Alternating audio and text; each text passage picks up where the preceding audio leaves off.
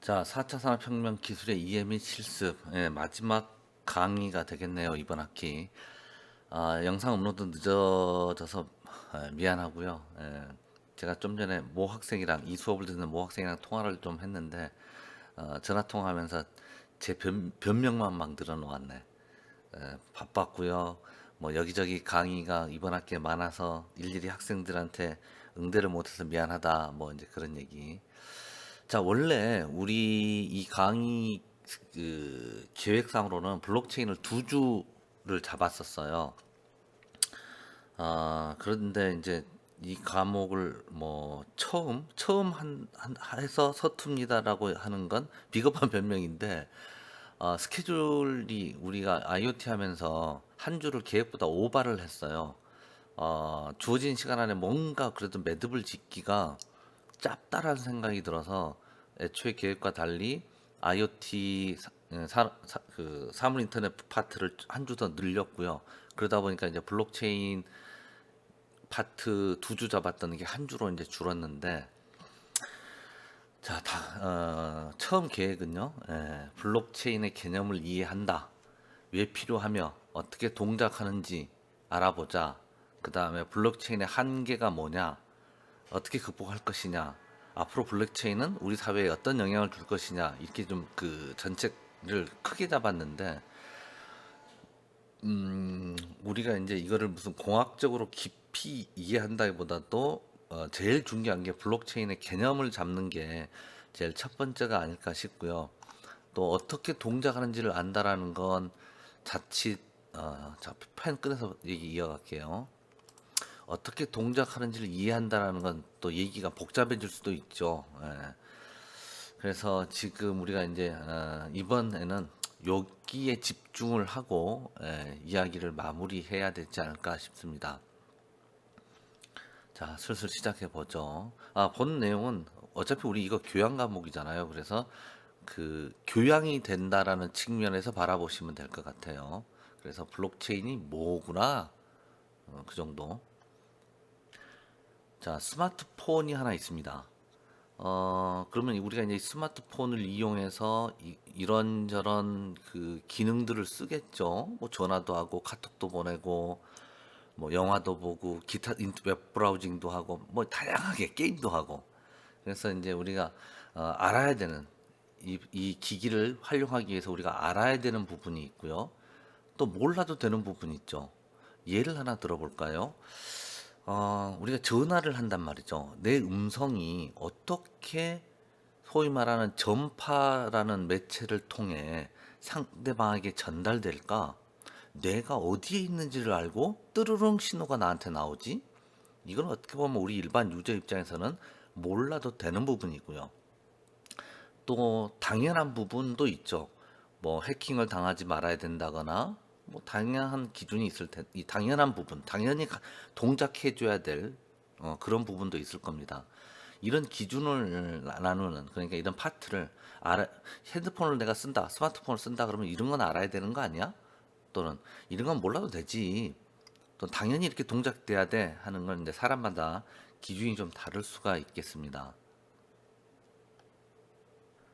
자, 이 지금 PPT의 타이틀은 시스템을 보는 눈 장착하기, 그렇게 되어 있어요. 그래서 우리가 이제 어떤 시스템은 하드웨어와 소프트웨어로 종합적으로 이제 구성이 되는데, 이거를 어떤 계층을 나눠보자고, 파트를 나눠보자고, 어떤 동작을 하기 위해서 여러 가지 것들이 같이 동작을 해줘야 될 텐데, 우리 앞서서 어떻게 봤었어요? 알아야 되는 부분, 몰라도 되는 부분, 당연히 이렇게 동작해줘야 되는 부분, 이렇게 이제 계층을 뭔가 기능 분류를 하는 것처럼 어떤 시스템, 소프트웨어가 작동하고 있는 어떤 시스템을 우리가 이제 그 시스템을 어떻게 바라볼 것이냐라는 관점에서 계층을 나눠보자고. 그래서 나누는 방법은 여러 가지 있을 텐데, 일단은 응용 계층과 구현 계층 이렇게 표현을 했어요. 여기서 나오는 용어들은 굉장히 추상적이고요. 그래서 소위 말해서 뜬구름 잡는 소리로 들릴 겁니다. 심지어 공학을 하는 전자공학 내지는 뭐 컴퓨터공학, 이런 이제 IT 계열이라고 볼 수 있는 학과에서 이런 걸 배울 때도 학생들끼리 저희들 때는 그랬어요. 뜬구름 잡는 소리다. 저게 도대체 뭐 어떻게 하자는 거지? 하고 그 개념을 이해하는데 전공을 하는 학생들도 굉장히 어렵습니다. 쉽지 않아요. 물론 이제 제가 학교 다닐 때 공부를 못해서 그랬을까? 예. 그런데 대부분 제가 느낄 때 이 개념 잡는 데 시간이 좀 오래 걸립니다. 그래서 여러분들이 지금 이런 용어들을 처음 접했을 때 정확하게 이게 뭐지? 라고 머릿속에 정립이 된다기보다는 요런 느낌이구나.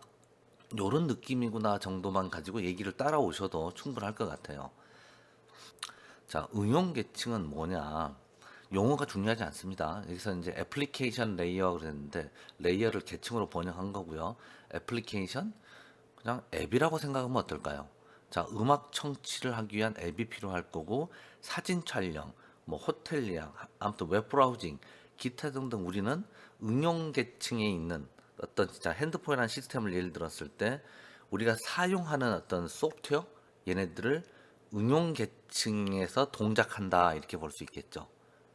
자, 그러면 구현 계층은 뭐냐? 자, 느낌이 슬쩍 와요. 뭐 임플리멘테이션 레이어 그랬는데 말 그대로 임플리멘테이션 레이어가 임플리멘테이션이 구현이잖아요. 그래서 이제 이러한 기능들 우리가 앞서 봤던 응용 앱들 이런 것들이 어떻게 현실화되는지. 자, 우리 노래 플레이 했어.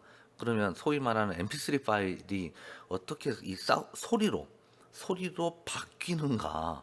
이거는 사실 우리가 알기가 어렵죠. 만든 사람들, 엔지니어, 공학하는 사람들이 음악을 어떻게 잘 디지털 정보화할 것이며 그 디지털 정보된 것을 어떻게 소리로 표현할 것인가.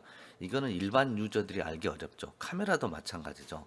우리는 카메라를 이용해서 버튼 누르면 사진 찍히고 요 버튼 누르면 동영상이 촬영되고 하는 응용 계층을 쓰는 것이지 속에서 카메라가 이런 빛 이런 것들을 인지해서 어떠한 메커니즘으로 파일로 만드는가 알기 어렵죠. 자, 그래서 구현 계층은 기술적이고 우리의 어떤 이러한 사용 목적을 달성하기 위한 수단 이런 것들을 구현해주는 어떤 소프트웨어가 있겠죠. 자, 소프트웨어를 둘로 나눴다 할까요?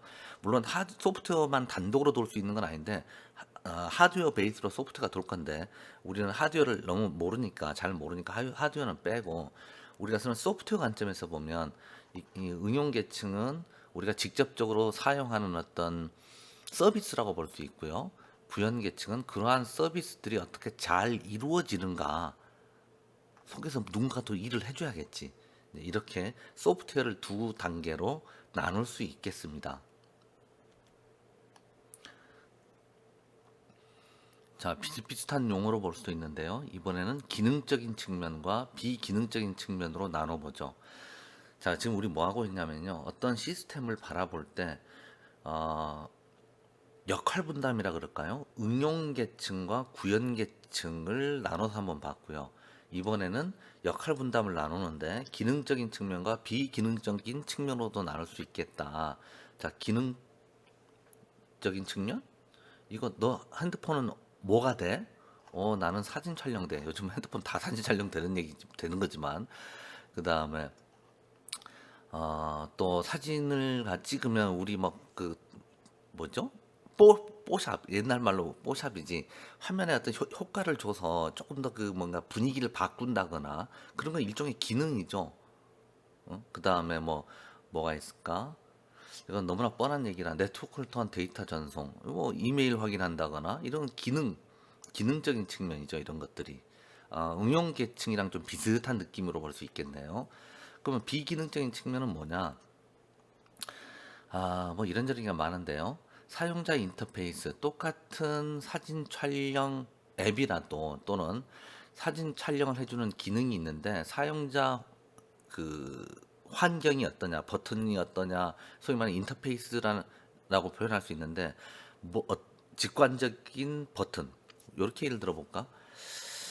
음, 뭐가 막 얘가 딱 떠오르진 않은데 자 그래서요 또 비기능적인 측면은 뭐냐면 어떤 기능을 수행하기 위한 실행 속도 이거는 이런 기능은 있는데 그 기능을 빨리 수행하느냐 늦게 수행하느냐는 건 기능 있냐 없냐랑 다른 얘기죠. 그래서 이거는 비기능적인 측면, 그 다음에 데이터 보호와 저장 능력, 그 다음에 보안과 무결성, 요 말이 참 중요한데요. 우리가 사진을 찍었어. 또는 좋아요. 사진을 찍었어. 그걸 우리가 폰 안에 저장을 할 건데 또는 컴퓨터 안에 저장을 할 건데 보안이 돼야 되겠죠. 보안이. 그죠? 이거는 사진을 찍을 수 있다 없다라는 기능적 측면이 아니라 비기능적 측면이죠. 보안성이 뛰어나다. 해킹당할 가능성이 거의 없다. 이런 것들을 이제 우리가 이제 비기능적인 측면으로 볼 수 있습니다. 밑에 예를 들어 놓은 게요. 사람은 빨리 걷기도 늦게 걷기도 한다.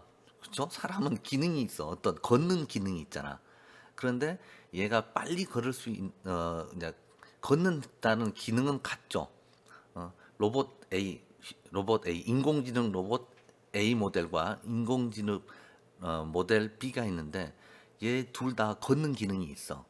그런데 어떻게 걸어가느냐, 이거는 그 걸음걸이를 어떻게 구현해 내느냐, 이런 건 이제 비기능적인 측면, 이렇게 볼 수 있겠습니다. 비기능적인 측면이라고 해서 기능적인 측면이랑 관계가 없는 건 아니죠. 그거를 이제 어떤 식으로 해결하느냐, 이런 게 이제 비기능적인 측면으로 볼 수 있을 거예요. 자, 다음 페이지 가봅시다. 자, 일반 사용자들은 우리가 앱을 주로 쓰잖아요. 응용 계층의 기능적인 측면을 중요시하죠. 사진 찍을 수 있느냐, 전화 걸고 이메일하고 인터넷 검색하고 문자 메시지 보내고 등등등등 우리가 쓰는 것들, 이런 기능 있어? 이런 거, 뭐 어두운 곳에서 우리 카메라 잘 찍혀요. 또 뭐가 있을까? 하여튼 뭐 여러 가지 기능들이 있잖아요. 구형 모델 대비 신형 모델에 기능이 더 추가되죠. 그래서 일반적으로 사용자들은 응용 계층의 기능적인 측면을 이제 중요시 바라봅니다. 그래서 기능적인 측면 외로 비응용 계층의 기능적인 측면 외로 비기능적인 측면을 보자면 사용의 편리성, 똑같은 기능을 A 모델도 갖고 있고 B 모델도 갖고 있는데 어느 게 더 사용하기 편리한지, 또 사용자 인터페이스가 그러니까 인터페이스를 한국말로 어떻게 좀 설명하려니까 어렵네. 인터페이스란 용어는 공대에서는 쉽게 쓰는 용어인데 공학 전공 아니신 분들은 인터페이스란 용어가 낯설 것 같아서 애써 설명하려니까 좀 어려운데요. 화면 디자인이라 하면 되겠네. 화면 디자인이 앱의 화면 디자인이 직관적이고 편리하게 돼 있어야 되잖아요. 최근에 여러분들이 이런 얘기 들었는지 모르겠는데 자동차에 관심 있는 분이라면 이런 얘기 들었을 거예요. 지금 자동차도 그 옛날에는 물리적 버튼이 외부에 나와 있는 게 대부분이 외부에 나와 있었는데 에어컨을 킨다, 에어컨 온도를 오르락 내리락 한다를 외부의 버튼으로 다 개별 버튼으로 뽑았었는데 최근 나오는 자동차의 몇몇은 이거를 그 모니터에서 우리 핸드폰 조작하듯 뭐 에어컨 버튼을 누른다, 그 다음에 온도를 누른다, 그 다음에 온도를 업 버튼, 다운 버튼. 그래서 운전 중에 야, 에어컨 온도 낮추려 그러면 모니터 터치, 그래서 온도, 에어컨 터치, 그 다음에 온도 버튼 터치, 그 다음에 업앤다운 터치. 야, 이거 사용자 인터페이스가 되게 불편한데? 그냥 옛날처럼 에어컨 온 또는 오토, 그 다음에 그 온도 업다운 외부에 이렇게 나와 있으면 더 편하지 않아? 이제 이런 것들을 이제 비기능적인 측면, 이렇게 이제 볼 수 있는 거죠. 그런데 이제 그 이 구현 계층은 보면 그 다시요. 응용 계층은 사용자들의 요구가 명확하지. 이런 기능이 있었으면 좋겠다. 저런 기능이 있었으면 좋겠다. 뭐 이렇게 이제 표현을 하는 거고, 구현 계층 같은 경우는 사실 사용자들이 별로 잘 모르고 당연히 돼야 되는 거 아닌가? 이렇게 여기는 측면이라고 봐야죠. 자, 그래서 이제 제일 강조하는 게 무결성 그랬는데, 에너지가 좀, 저기, 말이 좀 어렵잖아요. 그래서 그냥 보안이 정확해야 된다. 그 다음에 내가 보낸 데이터가 또는 받는 데이터가 에러 없이 잘 전달돼야 된다. 이거를 우리는 이제 실질적으로 어떤 서비스가 구현되는 파트고, 그 파트는 당연히 돼야 되는 걸로. 그죠? 우리가 사진을 찍어서 저장을 했는데 깨져서 저장돼. 이건 말이야. 이런 제품은 쓰레기 아니야, 쓰레기. 사진을 찍어서 10장을 찍어서 저장했어. 내일 봤더니 그 중에 두 장이 깨졌어. 이거는 말이 안 되는 거잖아. 당연히 돼야 되는 거고, 실제 사진 촬영 앤 세이브가 를 구현하는 소프트웨어가 문제가 있는 거죠. 자, 다음 페이지 가봅시다. 지금 우리가 지금 이 1단계라고 표현된 여기에서 하고 있는 내용은 뭐냐면 시스템을 어떻게 바라볼 거냐. 자, 지금 한두 페이지 넘어왔는데 크게 응용 계층과 구현 계층이 있다. 그러니까 하나의 소프트웨어 시스템이 완벽하게 돌아가려면 응용 기능을 제공을 해야 되고요. 그 다음에 그런 것들을 구현해내는 파트가 있는데 실제 구현 파트에서 중요한 것 중에 하나가 무결성이다. 그래서 그 무결성 중에는 뭐 이런 것들이 또 세부적으로 나누어질 수 있다. 데이터 무결성, 작동, 보안. 시스템에서 사용하고 유지되는 데이터는 완전하고 정확해야 함. 그러니까 에러 없어야 된다 이렇게 이해하시면 될 것 같고요. 작동도 오류 없어야죠. 그 다음에 당연히 내가 찍은 데이터 남들이 와서 막 가져가고 그러면 안 되지. 가져갈 수 있다 그러면 이건 심각하죠. 보안, 이런 것들이 이제 무결성으로 보는 겁니다. 그래서 사람들은 이런 것들을 이제 당연한 요구 사항으로 생각을 하는데 이런 게 쉬운 게 아니거든요. 그래서 이런 개발자들은 시스템 무결성을 유지하기 위해서 많은 노력을 한다. 일반 사용자들은 잘 모르지만 여기서 상당한 노력들을 하고 있다. 충분히 공감되시죠? 이게 뭐 이러한 작업이 쉬운지 어려운지는 우리는 잘 모를 수 있는데 가만히 짐작해 보면 이거 뭔가 여기서 문제가 생기면 이 제품에 심각한 결함이 있는 거죠. 그죠? 어떤 기능 하나가 빠졌어. 그러면 사람들은 아이고 이 모델은 이런 기능이 없구나.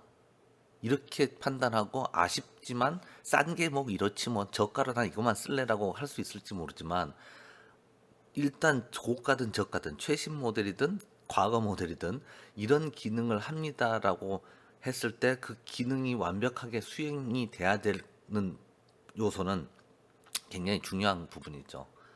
자, 다음 페이지요. 자, 그래서 이제 정리를 좀 해봅시다. 앞서 얘기했던 부분들인데 응용 계층은 자, 어떤 시스템이 있어. 그래서 제일 떠올리기 쉬운 게 핸드폰이죠. 거기서 우리가 맞고 만지고 쓰고 하는 이런 앱들은 사용자 요구사항에 직접적으로 반영이 되고 그러한 기능을 구현하기 위해서 또 많은 기술이 필요할 건데 그러한 기술 중에 하나, 구현 기술 중에 하나 데이터 무결성, 작동 무결성 그러니까 결함이 없다. 데이터에 결함이 없다. 그 다음에 작동에도 결함이 없다. 보완이 된다. 이러한 세 가지 요소는 일반 사용자는 잘 모르지만 시스템에서 상당히 중요한 부분이겠다가 이제 파트 1, 뭐 1단계의 이제 요점이에요. 자, 그러면 이제 2단계로 가봅시다. 자, 2단계. 큰 그림으로 바라보기. 소프트웨어 아키텍처란 무엇이고 블록체인과 어떤 관계가 있는가. 자, 이제 드디어 블록체인이라는 용어가 나오는데요. 말이 다 어려워. 제가 여러분들이랑 같이 지금 호흡하면서 수업하는 게 아니기 때문에 걱정스러운 건 소프트웨어 아키텍처라고 하면 말이 엄청 어려울 거야. 아니 충분히 잘 이해하고 있어요. 자, 소프트웨어란 말은 딱 느낌이 오는데 아키텍처 그래서 사진을 찾아보면 뭐야 구조 뭐 이런 거잖아요. 소프트웨어 구조란 무엇이고 블록체인은 어떤 관계인가 다 모르는 말로 지금 써 있어서 그런 한글인데 의미가 잘 안 통할 수 있습니다. 자, 자동차 그림이 하나 딱 있어서 요것만 쳐다보고 계신 분도 있을 텐데 요건 엔진입니다. 자, 얘가 지금 그 이전 모델이죠. 그랜저 최신 모델은 요거 아닌데 제가 이전 모델 그림을 갖다 붙였고요. 자, 아무튼 우리나라 사람이면 대부분 다 좋아하는 호불호가 조금 약한 대부분 좋아하는 그랜저입니다. 자, 그랜저의 엔진이 가솔린 2.4가 들어간대요. 제가 이렇게 그 예전에 연애할 때요. 아주 옛날 얘기입니다만은 이거 이런 얘기 우리 집사람이 보면 안 나온 줄 알 텐데 그 연애할 때 어떤 여자분이 있었는데 차에 대해 차 알못이야. 진짜 차를 몰라. 근데 운전만 하고 다녀. 엔진 오일이라는 필수 소모성 부품이 있는데 그게 거의 없는데도 그런 게 필요한 거야? 하고 차 멈출 때까지 그냥 사고 다니는 거야. 그런 분이 있었는데 이 말은 왜 그러냐면 의외로 차에 대해서 잘 모르시는 분들이 많더라고요. 자, 가솔린 2.4는요, 2400cc 한마디로 엔진이 어, 기름을 태워서 그 폭발력을 내는 연소실이 2400cc라는 거고요. 500cc 단 있잖아. 그것처럼 그 연소실의 토탈 면적이 최적이 2400cc라는 얘기고요. 그다음에 3.0은 3000cc라는 얘기예요. 연소실이 더 큰 겁니다. 한마디로 보일러가 더 큰 거예요. 그러면 어느 게 더 힘이 좋을 것 같아요? 가솔린 3.0이 더 크죠. 2.4보다. 얘는 쓰는 기름이 달라요. 우리 집에서 쓰는 기름도 좀 다르죠. 그래서 이제 차에 들어가는 기름, 또 차에서도 휘발유가 있고 꼭 경유가 있어요. 디젤을 부르는데 아무튼 다양한 엔진이 있고 그 엔진이 뭐가 들어가느냐에 따라 차의 성격이 바뀌고요. 차의 성능이 바뀝니다. 당연하겠죠. 얘네 둘은 고속 회전에 강하고요. 얘네들은 고속보다는 중저속에서 힘을 많이 발휘하는 엔진이에요. 자, 그럼 차 성격이 좀 바뀌죠? 그 다음에 어떤 엔진이 들어가냐에 따라 부품도 일부 바뀔 겁니다. 자, 그래서 어떤 시스템, 자동차라는 시스템에서 엔진의 선택은 그 시스템의 여러 가지 그러니까 시스템의 전체적인 성능과 특징을 바꿀 수 있고 외형은 똑같아. 외형은 똑같더라도 어, 시스템 특성이 바뀐다는 거죠. 부품도 바뀌어야 되고. 자, 그러면 소프트웨어 시스템에도 엔진이 있어요. 자, 자동차를 앞서서 잠깐 설명했는데 자동차를 이렇게 응용 계층과 구형 계층, 기능적 측면과 비기능적 측면으로 나눠 보면 자동차 전진, 후진, 좌회전, 가속, 멈춤 뭐 이런 거 당연히 돼야지. 그죠? 이게 이제 우리가 조정, 컨트롤해서 나타나는 기능이죠. 그 다음에 비기능적인 측면은 뭐 사용 편리성, 브레이크의 응답성, 어, 브레이크를 밟으면 얼마나 차가 빨리 쓰나. 이것도 이제 기능이라면 기능인데 일단 브레이킹을 걸어서 차를 세운다 안 세운다를 기능으로 보면 그 기능을 얼마나 잘 구현해 내느냐, 얼마나 또 매끄럽게 차를 세우느냐, 쿡쿡쿡쿡 안 하고 그런 것들은 이제 여기서는 비기능적 측면으로 이제 분류를 했어요. 뭐 이것 또한 기능적 측면으로 볼 수도 있겠지만, 자, 구현 계층 차가 가려면 뭐가 이제 구현이 돼야 돼요? 엔진이 있어야지. 엔진이. 또 핸들을 틀었을 때 어떻게 바퀴가 돌아가지? 봐봐요. 핸들을 틀었는데 어떻게 바퀴가 돌아갈까? 우리가 직접 사람 힘으로 돌리나? 뭔가 있을 것 같죠. 예. 중간에 뭔가 또 장치가 있는 모델이 있고 과거 옛날에 나온 차는 거의 사람 힘으로 돌렸다. 예. 자, 그래서 이렇게 자동차라는 시스템을 봤을 때도 응용 계층과 구형 계층으로 나눌 수 있고 기능적 측면에서 엔진에 해당하는 게 있는데 그 엔진이 무엇을 쓰느냐, 어떤 걸 쓰느냐에 따라서 이 시스템의 특성이 바뀌듯 소프트웨어로 이루어진 그러니까 우리 스마트폰이나 컴퓨터 어떤 무슨 시스템들, 컴퓨터로 구성된 어떤 시스템들도 어떤 구현 방식을 쓰느냐. 여기서 엔진이라는 건 구현 방식으로 볼 수 있겠죠. 자동차가 가야 돼. 그럼 어떻게 힘을 낼 거야? 증기기관으로 갈 거야? 아니죠. 이런 가솔린, 디젤 이런 엔진을 가지고 힘을 내는 그러면 소프트웨어도 기능적인 측면을 구현하기 위한 엔진이 필요하다 이거지. 엔진. 실제로 쓰는 말입니다. 소프트웨어 엔진이라는 말을. 자, 다음 페이지 가볼게요. 자, 좀 전에도 말씀드렸던 것처럼 소프트웨어도 엔진이 필요해. 그러면 이제 어떤 소프트웨어를 생각해 볼 거냐면, 뭐 금융권이네. 그래서 은행으로 보면 비슷할 것 같으네요. 자, 저는 익숙하지 않아서요. 인터넷 뱅킹은 쓰는데 폰 뱅킹은 잘 안 쓰게 되더라고요. 아재라서 그런가? 폰으로는 굳이 필요성을 잘 못 느끼겠어요. 폰으로 중간에 이동하다가 이체하고 뭐 그럴 일이 많지 않아서 그냥 남들에게 이체하거나 할 일 있으면 컴퓨터 앞에 앉아서 이체를 하기 때문에 앱 개념으로는 아닌데, 우리가 아까 설명을 핸드폰을 예를 들었기 때문에 제가 이제 앱 얘기를 하는데, 앱이 아니더라도 일반 PC에서도 자 우리 인터넷 뱅킹 할 수 있잖아요. 입금, 출금, 이체. 출금은 안 되겠구나. 예. 출금도 되지. 이체도 일종의 출금으로 보면 뭐 잔액조회 이런 소프트웨어, 인터넷 뱅킹 내지는 스마트폰에서 우리 앱을 이용한 뱅킹을 할 때 이런 기능들이 있을 텐데, 이런 것들을 구현하는 엔진이 있겠네. 자, 자동차의 엔진이 있는 것처럼, 자동차의 엔진이 이러한 기능들을 구현해내는 것처럼, 가다서다 가속해라 뭐 이런 걸 구현해내는 것처럼, 엔진이 있는 것처럼, 이러한 이 인터넷 뱅킹 금융 시스템에도 이러한 기능을 구현해내기 위한 엔진, 그러니까 프로그램 코어가 있겠네. 그러죠? 다시 반복된 얘기지만 다시 해보면, 이렇게 소프트웨어 기능 구현을 위해서 또는 응용 계층에서의 이러한 기능들을 구현해내기 위한 엔진 형태, 자동차로 따지면 엔진 같은 소프트웨어가 필요하다. 그렇게 구조를 나눠서 소프트웨어 시스템이 만들어졌겠구나. 엔진 만드는 사람과 그 다음에 외부 디자인, 이런 사람들은 다른 것처럼 말이죠.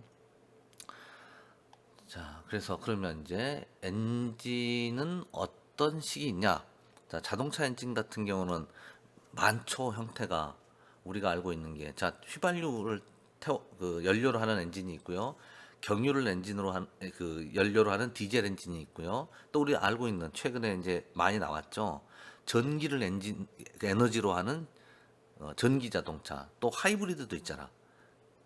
이런 기름을 동력으로 해서 에너지를 내는 엔진과 전기를 에너지원으로 해서 동력을 만들어내는 모터가 섞여 있는 그런 하이브리드 형태도 있어요.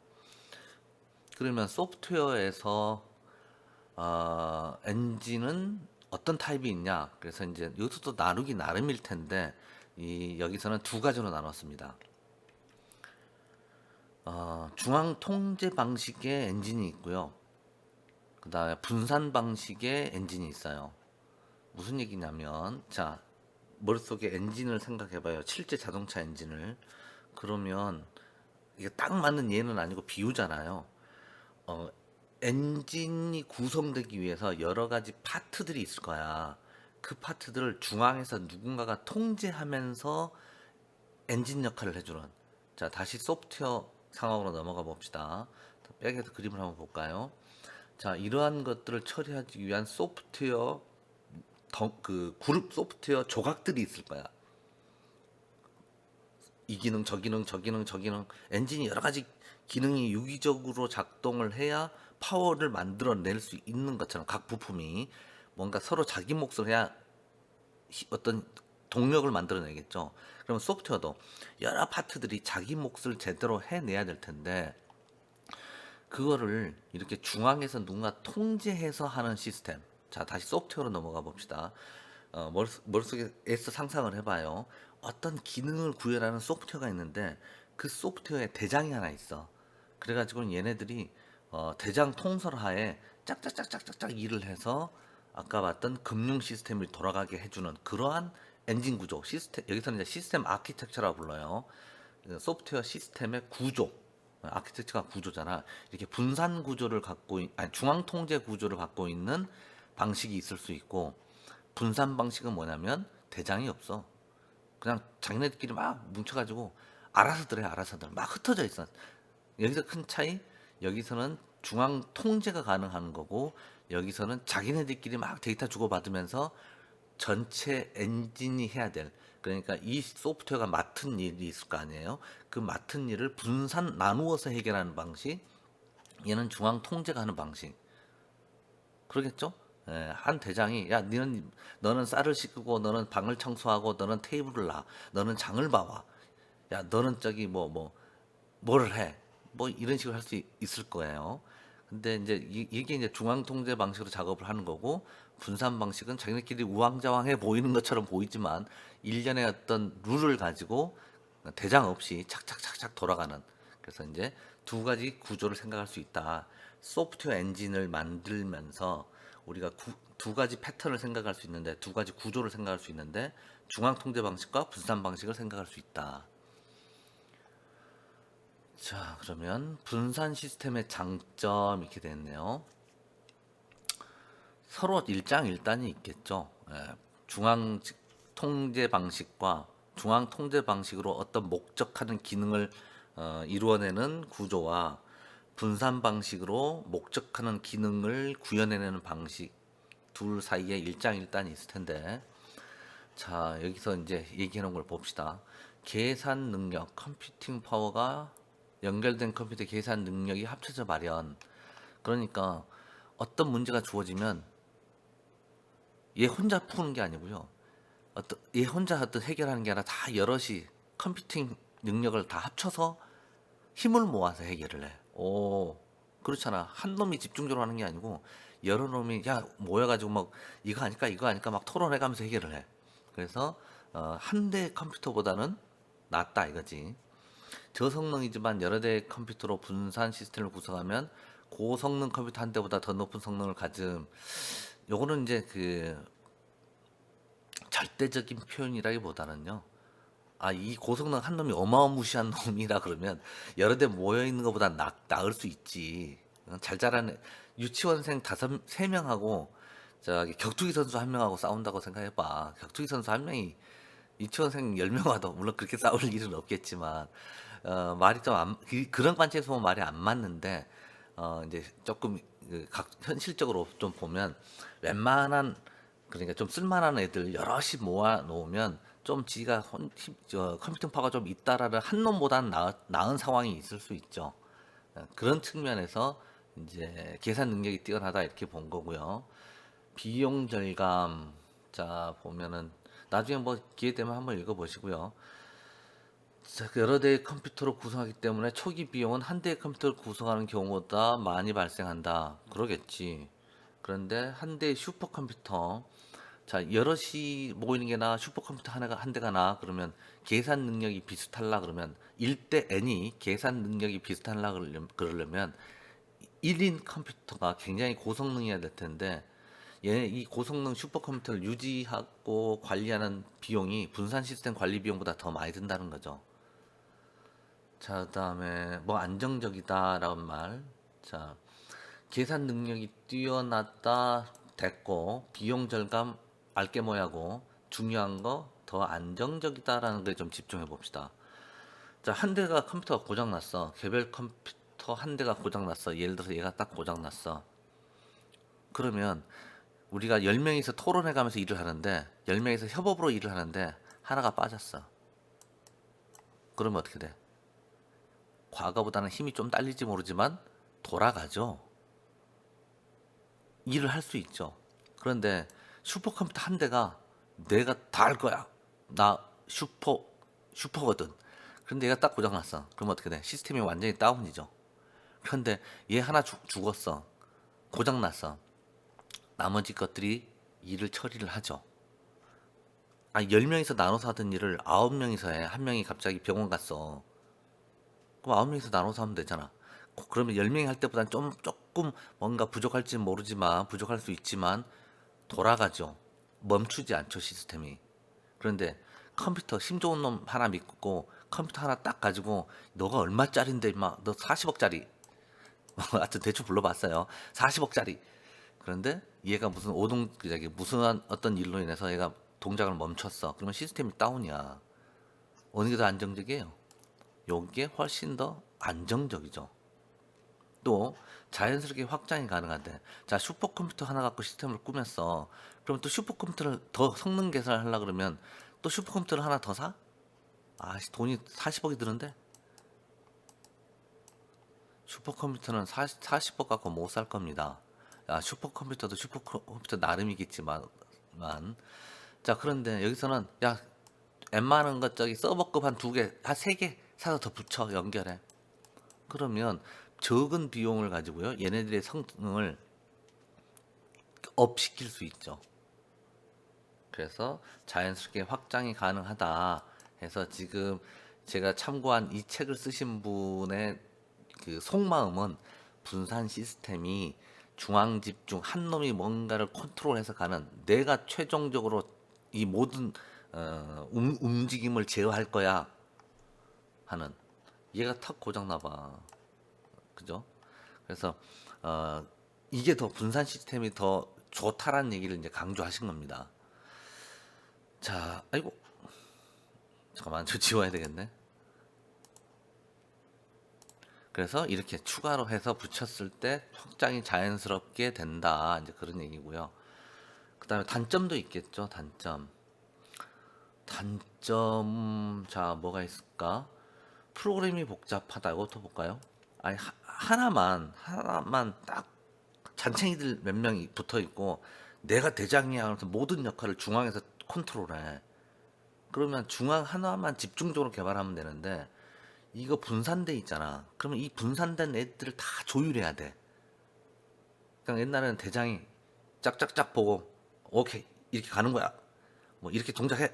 이러면 되는데 지금은 다 역할을 나눠놨기 때문에 야 너 빨리 줘. 너 배추 왜 안 씻어와. 너는 지금 찌개 어떻게 됐니. 막 이거 다 받아서 처리를 해야 돼. 그러니까 조금 더 프로그램 복잡도가 있을 수 있고요. 또 하나 통신해야 돼. 장치들이 많으면 많을수록 통신을 해야 돼. 그래서 우리가 이제 통신 기술이 많이 발전을 해서 이런 시스템 간에 통신하는데 그렇게 뭐 지연이 생긴다거나 그런 게 많이 줄긴 했습니다만은 통신해야 되는 문제가 생기고, 또 여기선 조종 오버헤드 부담이란 뜻이에요. 간접 비용이라고 써놨는데 부담 또한 비용이지. 자 그래서 얘네들 여러 대의 어떤 시스템들 사이에 서로 조정을 해가면서, 대장이 없으니까 서로 조정을 해가면서 일을 처리해야 되기 때문에 서로 조정에 대한 어떤 에너지를 써야 되잖아요. 각 시스템이. 그래서 이제 그런 부담감이 있고 네트워크에 문제가 생겨. 여럿이 같이 할 때 서로 통신이 돼야 되는데 통신이 안 돼. 야, 장갑차 부대는 저 산을 넘어가고 저기 포병은 저쪽으로 몇 시에 쏴주고 이런 것들을 다 연락을 해야 되는데 통신이 하나가 끊겼어. 그러면 이거 문제가 생길 수 있죠. 워낙 흩어져 있으니까, 분산돼 있으니까. 그래서 네트워크 의존도가 좀 높다. 또 흩어져 있기 때문에 조금 마음에 걸리는 거.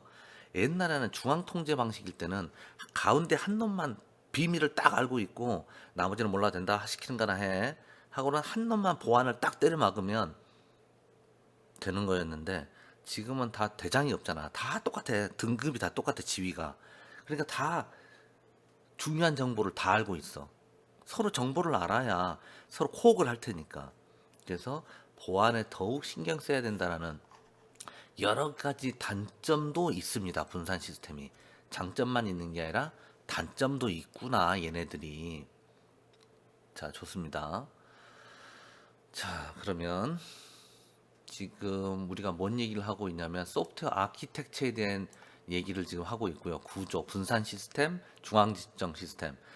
자, 그리고 이제 어느 정도 지금 파악이 되어 가고 있어요.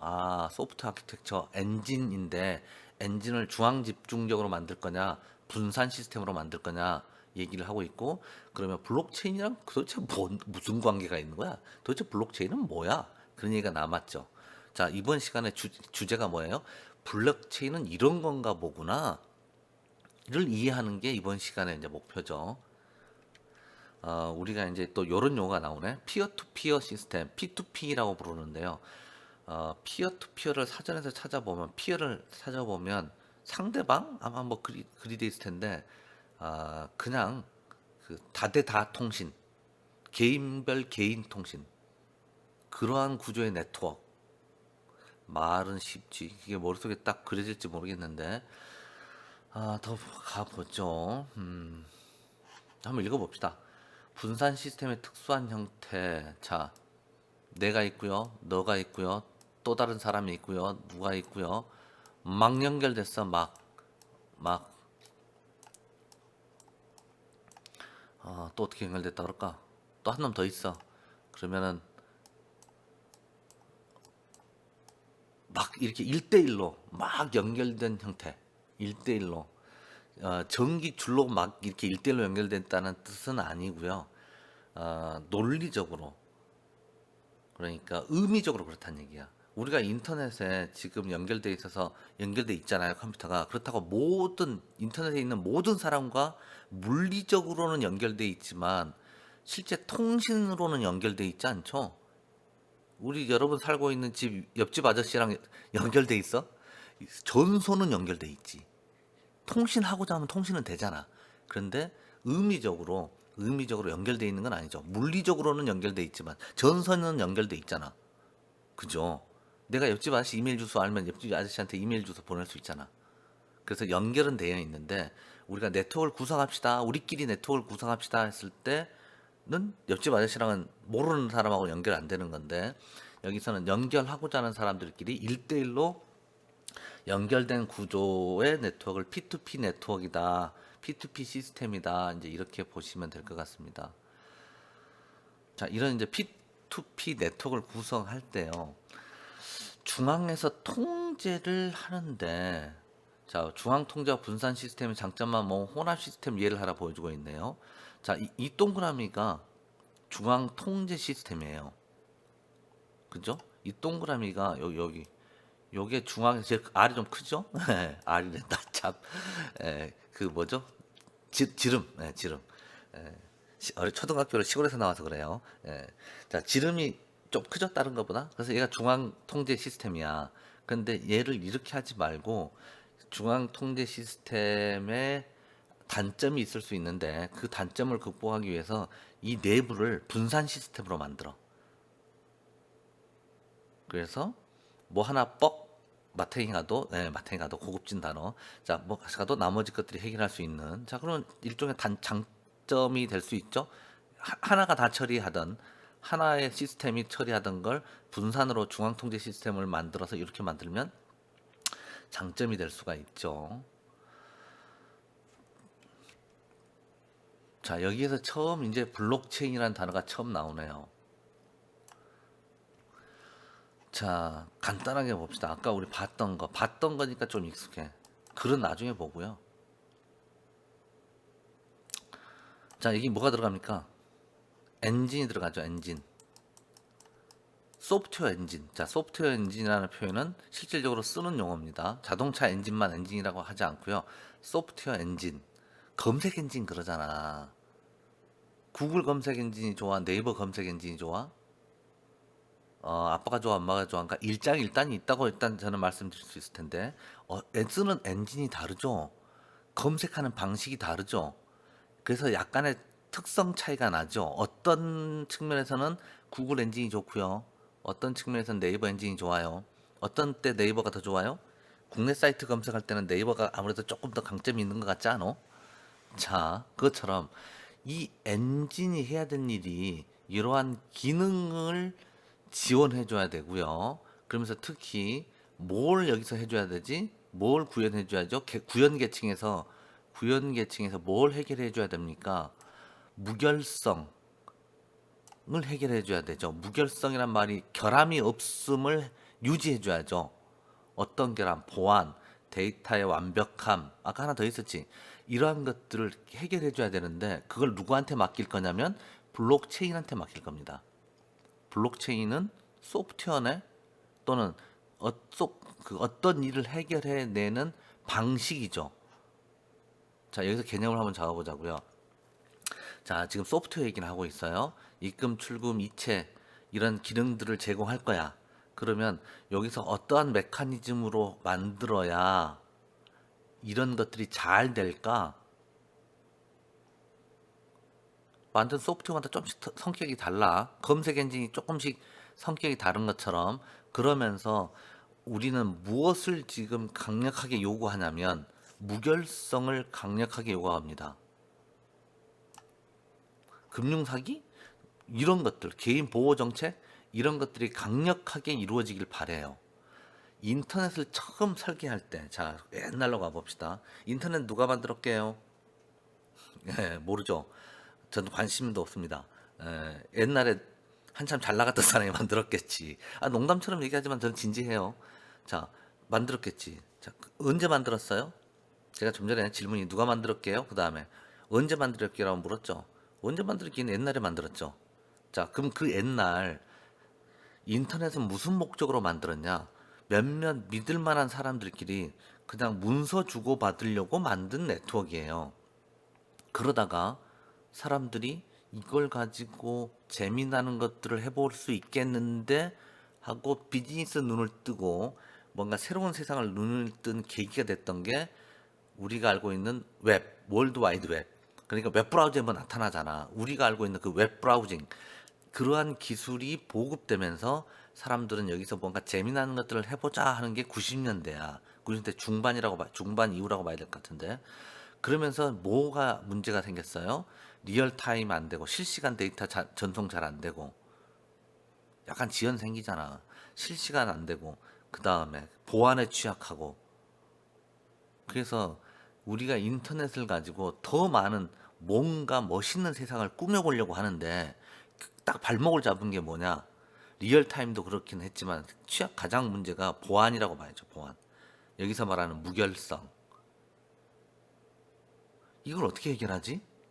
그래서 누군가가 어떤 기법을 제안했어요. 어떤 기법을 제안했고 그 기법은 뭘 해결하기 위한 기법이었냐면 여기 구현계층을 내가 이런 방식으로 하면은 시스템을 무결성 있게 유지할 수 있습니다를 제안한 거지.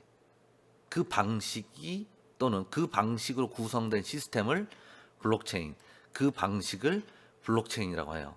블록은 데이터입니다. 어떤 정보예요. 정보를 체인으로 엮어 놓은 것 같아. 그래서 그 상황에서 이름을 따서 블록체인이라고 붙인 거야. 자, 일단 여기서 정리를 하나 해봅시다. 블록체인은 뭐냐면 분산 시스템으로 여기를 구현할 거예요. 자, 우리 좀 전에 여기서 뭐라 했어? 중앙 집중으로 할 거냐, 분산으로 할 거냐 했잖아요. 그런데 우리가 중앙 집중을 자세히 보진 않았어.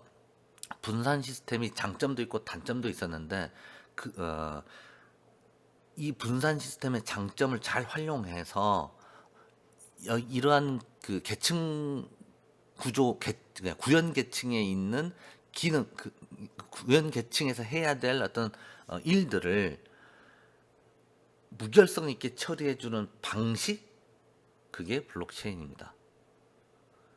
뭐 아무것도 아니네? 그죠? 블록체인, 소프트웨어 시스템을 속에서 구현하는 방식인데 보안에 굉장히 강력한 방식이구나. 이렇게 이해하시면 1번 뉴스에 나왔을 때 이제 그런 거구나. 그럼 그래 갖고 이제 뭘 할 수 있지?는 이제 조금 이따가 잠깐 보기로 하고요. 자, 블록체인은 분산 시스템의 무결성을 확보해 주는 도구다. 구현 계층의 비기능 측면을 성취하게 해주는 도구다. 구현 계층의 비기능 측면 여기네. 예. 저는 설명할 때 여기도 이제 그 블록체인이다라고 뭐 얘기를 했는데 좀 더 세분하게 뚫어서 보면 요 파트를 해결해 주는 여기서 엔진이 도는데 엔진도 여러 가지 요소가 있을 수 있잖아요. 그래서 그 중에서 무결성을 유지해 주는 역할이 커. 또는 이거 전체를 요거 전체를 구현해 주는 걸 블록체인 시스템이다라고 볼 수도 있죠. 얘의 어떤 어떻게 표현할까? 아무튼요. 예. 자, 그래서 이제 블록체인은 무결성을 처리해주는 시스템, 소프트웨어다. 시스템이다. 소프트웨어다. 소프트웨어로 구현된 시스템이다. 또 소프트웨어는 또 넓은 의미에서 보면 하드웨어랑 또 한 몸일 수도 있어요. 근데 지금 여러분이 이제 소프트웨어가 하는 일을 하드웨어랑 나눠서 할 수 있다라는 개념이 좀 어려울 테니까 블록체인은 시스템 아키텍처를 어떻게 구현할까라는 얘기가 나올 텐데, 시스템 아키텍처를 분산 시스템으로 할 거야. 그러면서 그 분산 시스템에서 무결성을 유지해주는 방식이 블록체인이다. 여기까지가 2단계에서의 결론입니다. 뒤로 갈 내용이 많은데 벌써 결론을 내버리네. 자, 핵심 정리 필요 없고요. 자, 그러면 또 여기를 볼까요? 자, 지금 보면 이제 P2P 시스템에서요, 각 개인이라 그럴까? 각 장치마다 이렇게 데이터를 서로 1대1로, 여기서 중요한 건 뭐냐면 중간에 그 매개체가 없다는 얘기입니다. 자, 우리 아파트나 방어드로 왔다 갔다 할 때 주로 어디를 갑니까? 다방? 앱 있잖아, 앱. 아니면 소위 말하는 중개사를 통해서, 중개인을 통해서 부동산 매매 또는 임대, 임차를 하잖아요. 누군가를 하나 끼고 가는데 이 P2P 시스템에서는 그거 없이 얘와 얘가 다이렉트로 데이터를 주고받는 시스템이에요. 그래서 보면 그런 시스템이 등장을 했다 그러면 과거 이제 음악 산업에서의 어떤 변화를 얘기하고 있는데, 과거에는 작곡가 또는 가수가 뭐 스튜디오에서 녹음을 하고 그걸 가지고 또 음반 회사가 홍보하고 유통 마케팅해서 소비자에게 전달되는 그런 구조라면 중간에 누가 하나 끼잖아요. 여럿이 끼잖아. 중간 유통 단계에서. 그런데 이 P2P 같은 경우는 소비자가 스튜디오에서 잠깐만, 스튜디오에서 세 가지 기능, 제작, 마케팅, 판매를 다 하고, 그래서 소비자하고 음악가가 다이렉트로 연결돼서 뭐 음원 판매, 이제 이렇게 시장 변화 예를 든 겁니다. 오른쪽 넘어가도 될 것 같고요. 자, 금융업 얘기를 한번 해보죠. 금융업. 우리가 이제 그 이체를 하잖아요. 신용카드를 쓴다거나 그러면 실질적으로 돈이 오고 가는 게 아니잖아. 신용카드를 쓰면 내가 썼다라는 기록이 어딘가에 저장되는 거죠. 그죠? 카드사에 저장되겠지. 또 이체를 하면 실제 돈이, 현금 캐시가 그 친구한테, 내가 친구한테 돈을 10만 원 이체했어. 그러면 친구한테 돈 10만 원이 현금으로 배달되는 게 아니죠. 그 금융 정보가 친구 통장에 기록되는 거죠. 친구 거래 은행에 기록이 되고, 또 나는 돈이 빠져나갔다라는 거를 내가 거래하는 금융사에 기록이 남는 거지. 그런 식으로 우리가 지금 현재 쓰고 있죠. 그런데 이게 중간에 이런 거 안 끼고요. 중간에 금융사 안 끼고 P2P 시스템으로 금융 시스템을 만들었다. 자, P2P 시스템이 뭐였냐면, 아까 그래 보면 아까 중간에 제가 복도방 예를 들었는데, 자, 다시 금융권이라면 은행이 있잖아. 은행이 끼고 내가 A 은행에서 친구인 B 은행으로 돈을 이체할 거예요. 그러면 은행의 정보가 남고, A 은행의 정보가 남고, 다시 B 은행의 정보가 남고, 그다음에 그거를 우리가 이제 확인할 수 있죠, 친구가. 그러면 이러한 정보가 중간에 누군가에 의해서 한두 사람이, 한두 시스템이, 심지어 같은 은행이라면 은행 하나가, 얘도 A가 주 거래 은행이야. 그럼 은행 하나가 내 돈이 친구한테 갔다라는 게 기록되는 거고, 이 경우는 두 은행에 그러한 기록이 남는 거죠. 그런데 P2P로 시스템을 만들었다, 금융 시스템을 만들었다. 그러면 내가 보내고 얘가 바로 받는 구조죠. 자, 그런 얘기를 하고 있어요. 그래서 금융 시스템 P2P 구조로 금융 시스템이 구성됐다 그러면 읽어볼게요. 중개자를 통해 간접적으로 상호작용하지 않고, 그러니까 은행 안 끼는 거지. 거래 당사자, 나하고 친구 사이에 직접 상호작용하는 거죠. 그러면 이체 수수료를 안 내도 되겠다. 그죠? 이체 수수료 아깝이, 그죠? 예. 제가 간혹 이렇게 그 찰진 용어, 고급진 용어를 써도 재미있으라고 그렇게 한 건데, 재미있으려나 모르겠는데, 그냥 제 얘기 가만히 듣고 있으면 졸리잖아. 그래서 제 딴에는 조금 조금 노력하는 거예요. 예. 이체가 훨씬 간단하면 시간과 비용이 거의 들지 않음. 전산 정보를 상호 교환하면 됨. 그치. 기록을 내 컴퓨터에 남기고 친구 컴퓨터에도 남겨야지. 아, 예전에 이런 적이 있었어요. 내가 후배한테 25,000원이야. 지금도 기억이 생생해. 지금부터 약 20년 전. 20년 전. 맞아. 한 20년 전에. 25,000원을 나는 빌려줬어요. 야, 수업 잠깐 내려놓고. 어차피 지금 우리 수업이 1시간 안에 안 끝날 것 같아. 나는 1시간만 하고 마지막 수업이니까 안 연결했는데. 아무튼요. 딴 얘기 하나 해볼게요. 친구한테, 후배한테 25,000원을 내가 꿔줬어. 나는 그렇게 기억하고 있어요. 25,000원을 꿔줬다. 그리고 나서 까먹었어. 살다 보면 깜빡할 수 있잖아요. 그래서 나중에 이제 생각이 난 거야. 그래서 야, 25,000원 왜 안 주냐 그랬더니 그 후배가 뭐라 그러냐면 형 왜 그러세요? 제가 꿔드렸잖아요. 정말 싫어. 진짜 싫어 이거. 제가 꿔드렸잖아요. 아니야 임마 내가 니한테 꿔줬지. 아니요 형 형이 지금 착각하는 것 같은데 내가 형한테 25,000원 꿔줬죠. 지도 25,000원만 기억이 안 되는 거야. 아무튼 지가 꿔줬대. 그래서 결론이 어떻게 났냐. 제 성격이 그래요. 갈등 구조에 있으면요. 제 말과 내 말이 기억이 서로 상반되면 내 기억이 잘못됐나 봐. 이렇게 받아들이는 편이에요. 여기 이제 여자친구 있고 남자친구 있고 이성친구가 있는 사람이 있는지 모르겠는데 예전에도 그랬던 것 같아. 이렇게 친구랑 이성친구랑 티격태격 하잖아. 그러면 네 말이 맞다. 사실은 내 마음속에 내 말이 맞는데 조용히 끝내려고 네 말이 맞아 할 때가 종종 있었던 것 같아. 자, 그러면 나는 이거 완전히 그냥 덤탱이 쓴 거 아니야. 돈을 25,000원을 꿔줬는데 25,000원이 나갔지. 근데 기록이 어떻게 돼 있어? 머릿속 기록이. 내가 빌린 걸로 돼 있잖아. 그래서 난 다시 25,000원을 줬어. 왜? 더 이상 분쟁이 장기화되지 않으려면 끝내야 될 거 아니야. 그래서 나는 총 5만 원을 날린 거야. 25,000원 꿔지고 받지도 못하고 다시 25,000원을 주는. 그러면서 저쪽한테는 형은 뭐 이래. 빌려가놓고 돈도 안 늦게 주고. 이런 안 좋은 한마디로 거지 같은 케이스가 발생한 거지. 자, 다시 수업으로 가봅시다. 이 얘기가 나중에 우리 뒤에 나오는 수업 내용과 관계가 좀 있지 싶어요. 자, 그래서 마지막 줄을 볼까요?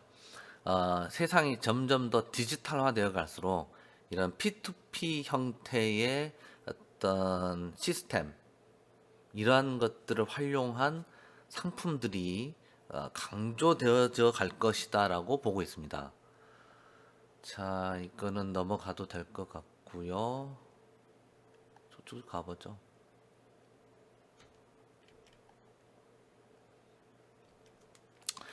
자, 그래서 여기를 봅시다. 아까 제가 그 블록체인이라는 말을 처음 나왔을 때 설명했던 것처럼, 자, 블록체인이 해야 될 역할이 뭐냐면 이러한 분산 시스템에서 무결성을 확보하고 유지해줘야 되는 기능을 해줘야 돼. 자, 좀 전에 P2P 시스템이었지.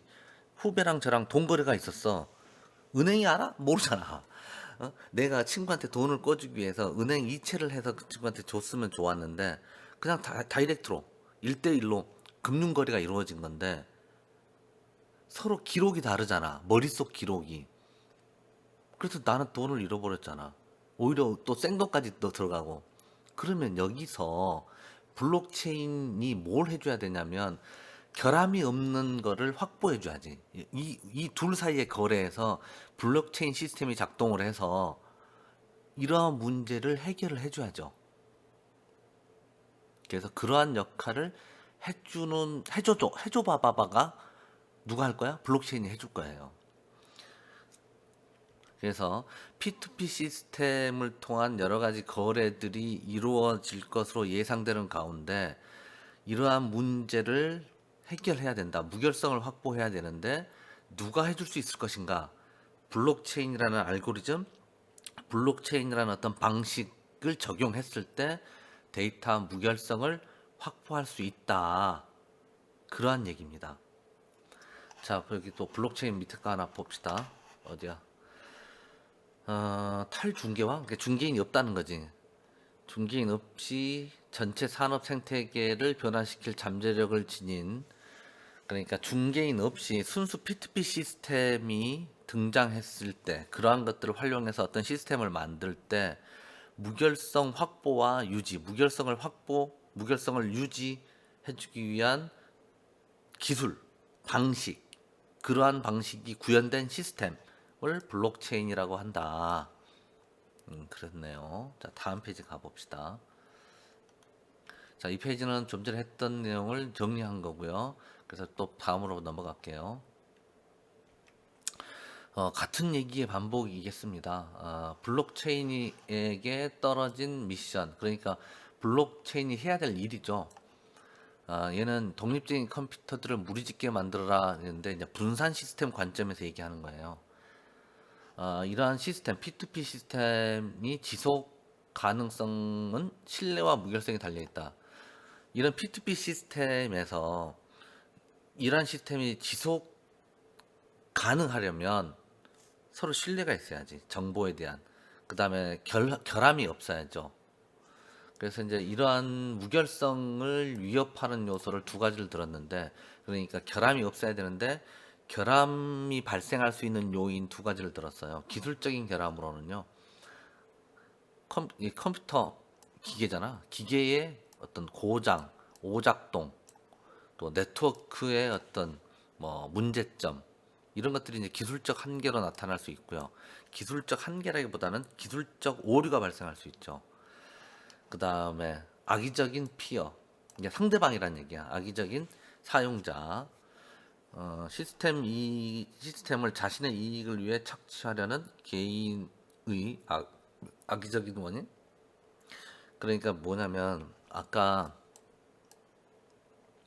나하고 후배하고 1대1로 돈 거래를 했어요. 그 기록을 종이에 써놓고 서로 도장을 찍었으면 참 좋았을 텐데, 그죠? 어떤 서류를 만들어 놨으면 참 좋았을 텐데, 머릿속에다가 기록을 해놨어. 설령 서류에 써도 마찬가지야. 위조하면 되잖아. 그죠? 나는 빌려줬음이라고 딱 서류를 만들어서 도장 꽝꽝 찍었는데, 얘는 그거 슬쩍 버려버리고 내가 돈을 빌려줬음 해서 서류를 위조해 놓으면 모르죠. 그런데 저는 이 친구가 악의적으로 했다고 생각하지는 않아. 그런데 누가 내가 돈이 많아, 사업에 성공했어, 그래서 1억을 엄청 친한 사람인가 봐. 너 형편 풀리면 갚어 하고 말만 하고 빌려줬어. 이 친구 좋은 친구였는데, 자, 사람이 죄가 아니라 범죄가 죄다? 돈이 죄지. 얘가 갑자기 사는 게 굉장히 어려워져 가지고 나쁜 마음을 먹었어. 그런 적 없는데요? 내가 야 너한테 빌려줬잖아. 은행을 통해서 빌려줬으면 거의 그 기록이 남았겠네. 근데 그냥 내가 그냥 현금 찾아와서 딱 줬어. 그리고 서로 그냥 머릿속에 기억을 한 거지. 근데 얘가 기억 안 나는데요. 오히려 제가 1억 빌려드렸잖아요. 이거 이제 싸움 나는 거지. 근데 결국 제가 여기서 싸움이라는 건 주먹 싸움이 아니죠. 이런저런 논리와 무슨 싸움에서 결판이 안 나. 싸움이 정리가 안 돼. 그럼 결국 저는 1억을 못 돌려받는 거지. 그래서 악의적으로 기록을 조작해. 머릿속 기억이든 서류든 문서든. 우리 보통 1억 빌려주면 누가 머릿속으로만 기억해. 아무리 수천억을 가진 사람도 서류를 빌려줬다는 서류가 뭘까요? 채용증서? 뭐지? 제가 워낙 그런 걸 안 해봐서 아무튼 돈 빌려줬다고 서로 서류를 쓸 거 아니야. 근데 그 서류를 누군가가 조작한다 그러면, 나는 1억 빌려줘 놓고 동그라미 하나 더 붙여가지고 10억 이렇게 누군가가 조작한다 그러면 이 P2P 시스템인 유지할 수가 없겠죠. 누가 이런 험한 세상에서 이러한 구조에서 돈 거래를 해? 안 하죠. 그래서 이러한 문제를 블록체인은 무결성을 확보해 달라. 너에게 떨어진 미션은 이러한 컴퓨터들을 무리짓게 해서 언제나서나 무결성 확보. 자, 그런데 제가 이제 여기서는 딱 둘만 있는 걸로 얘기했는데 아니지. 그 후배도 있고 동기도 있고 선배도 있고 누구도 있고 뭐 막 서로 연결돼 있을 수 있잖아. 그래서 이게 1대1 딱 둘만의 관계가 아니라 또 얘와 얘의 1대1, 얘와 얘의 1대1, 얘와 얘의 1대1 여러. 그래서 이 시스템에 참여하는 컴퓨터 개수가 몇 대인지도 몰라. 늘었다가 줄었다가 그럴 수 있잖아. 그런 상황 속에서도 신뢰성과 안정성을 사용자에게 제공을 해서 이 전체 시스템의 무결성을 확보하고 유지하는 게 블록체인의 역할. 자, 아까 둘만 관계 얘기했는데 둘뿐만 아니라 이제 이런 것들이 여러 사람들이 서로 연결된 하나의 어떤 그룹을 형성짓겠죠. 그 그룹 내에서의 어, 어떤 데이터에 대한 신뢰성 확보가 되도록 결함이 없도록 네가 잘 역할을 해줘야 돼. 그러한 방식이 그러한 소프트웨어, 그러한 방식이 구현된 소프트웨어, 그러한 방식이 구현된 시스템이 블록체인이다.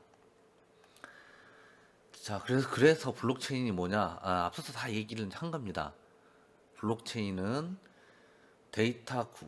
알고리즘의 명칭, 알고리즘의 처리 방식이죠. 그 다음에 기술 묶음의 명칭. 자, 무결성을 보장하기 위한 기술들의 묶음, 또는 그러한 기술들을 구현해내는 방식, 방식의 이름, 그 다음에 그러한 기술들을 구현하기 위해서 데이터는 어떻게 구조를 만들어야 된다라는 데이터 구조의 이름,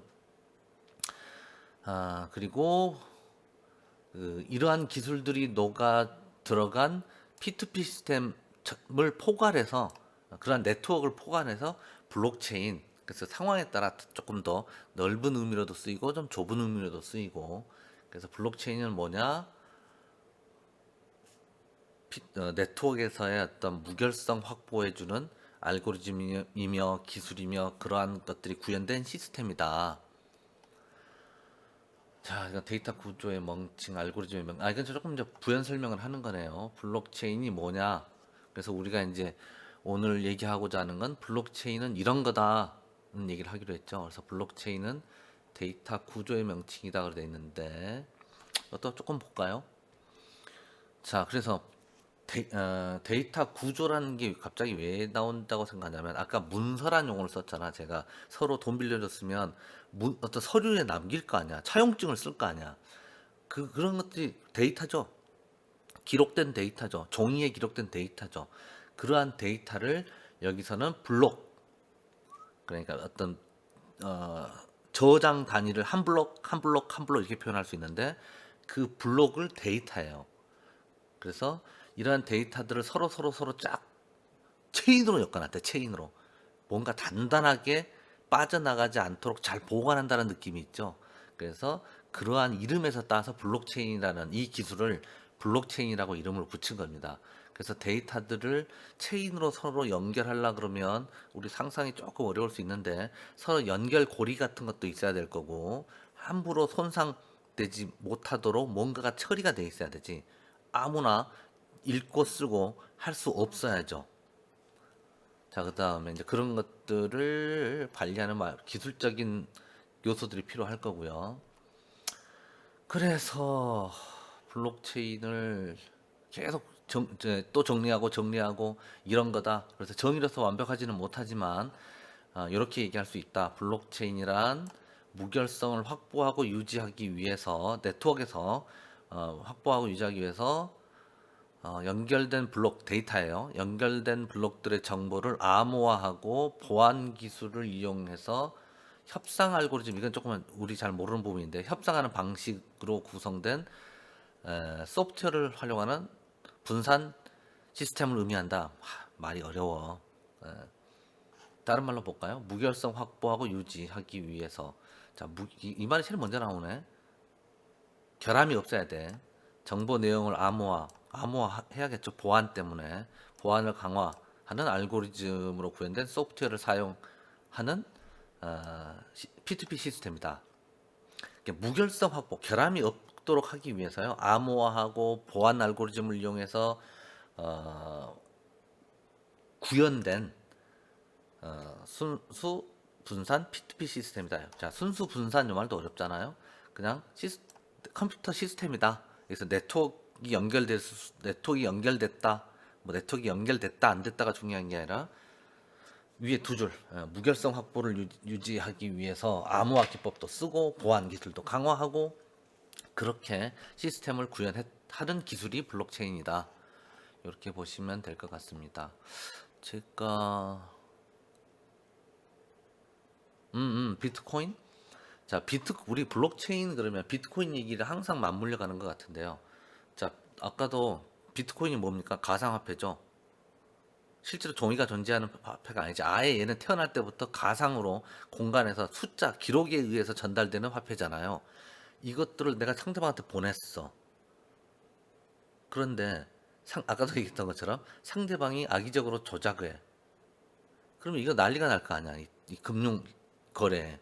그래서 그런데 에러가 안 생기도록 블록체인 기술이 들어가서 이 비트코인 가상화폐가 원활하게 유통될 수 있도록 만든 겁니다. 그래서 어, 이 비트코인은 가상화폐의 하나의 이름이에요. 가상화폐가 많아요, 종류가. 근데 가상화폐의 한 종류인 비트코인 금융거래 발생 시 문제가 생기지 않도록 블록체인이라는 기술을 가지고 만든 시스템 상에서 이 가상화폐가 오고 가고 있어요. 그게 비트코인이야.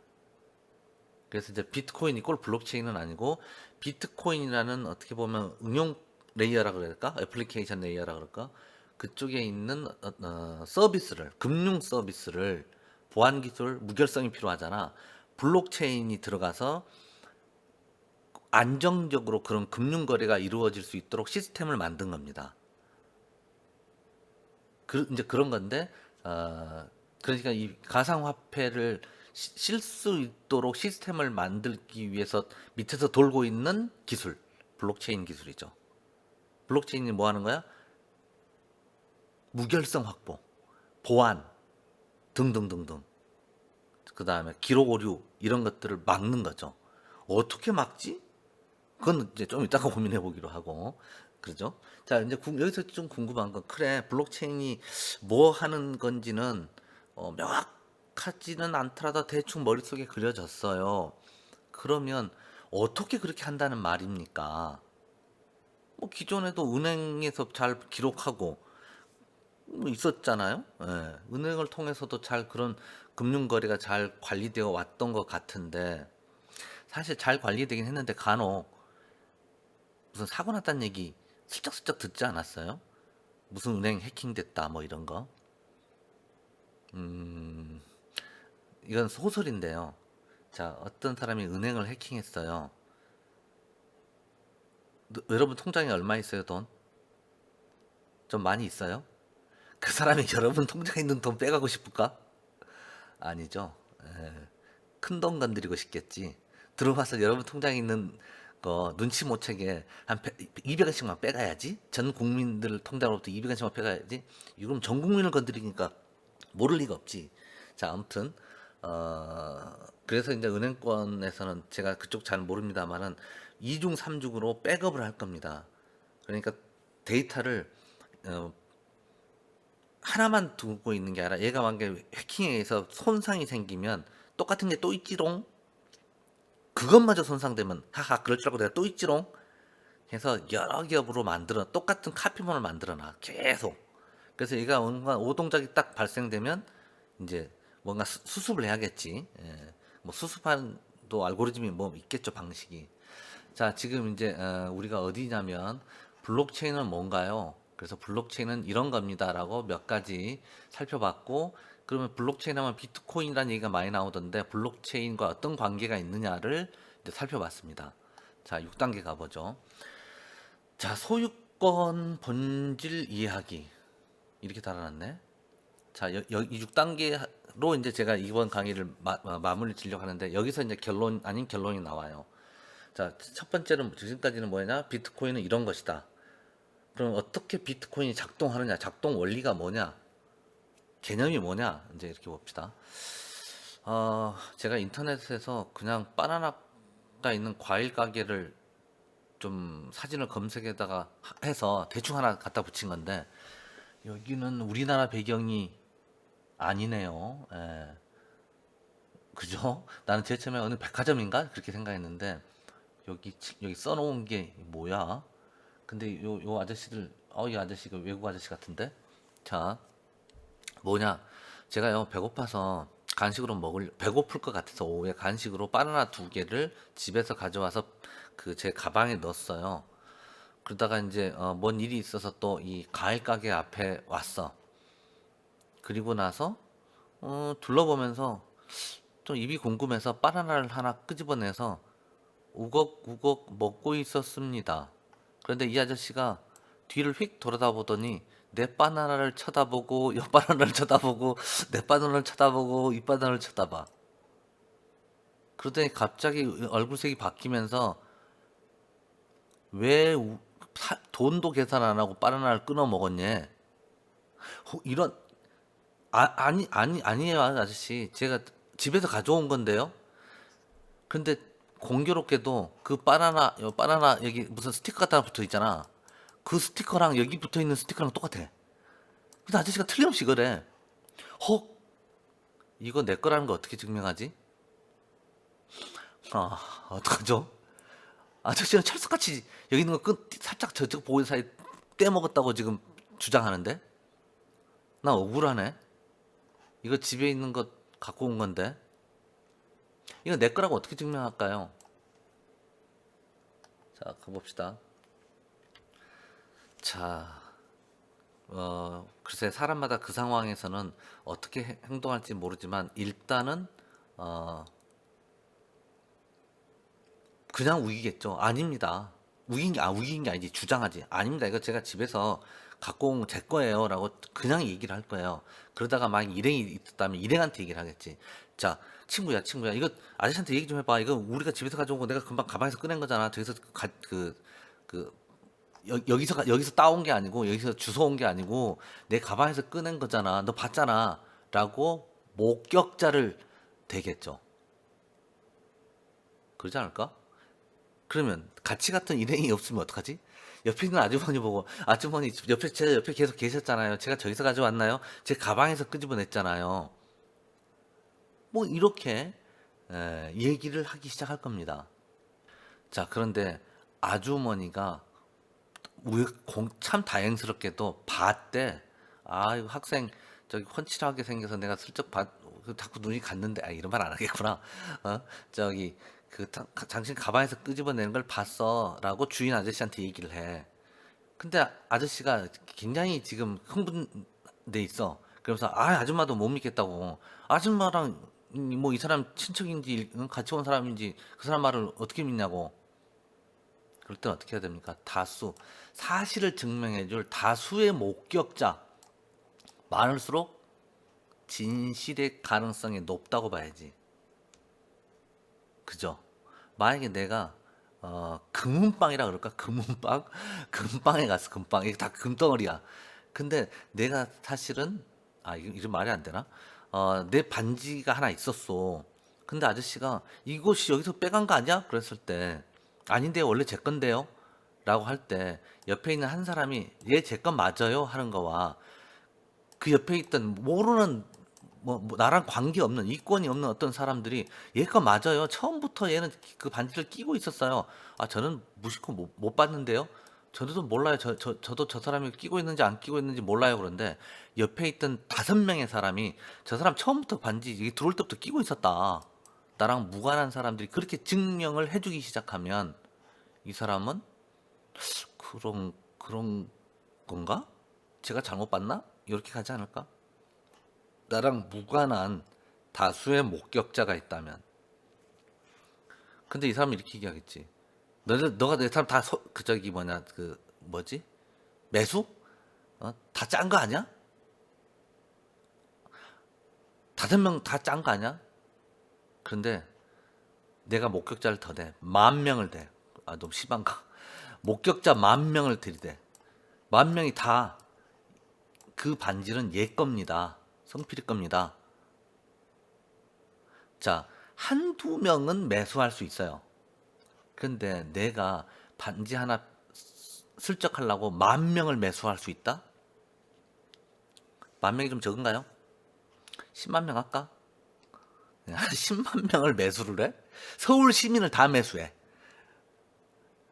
내가 어, 반지가 좀 그렇긴 한데 아무튼 이거 내 거라고 이거 내 거라고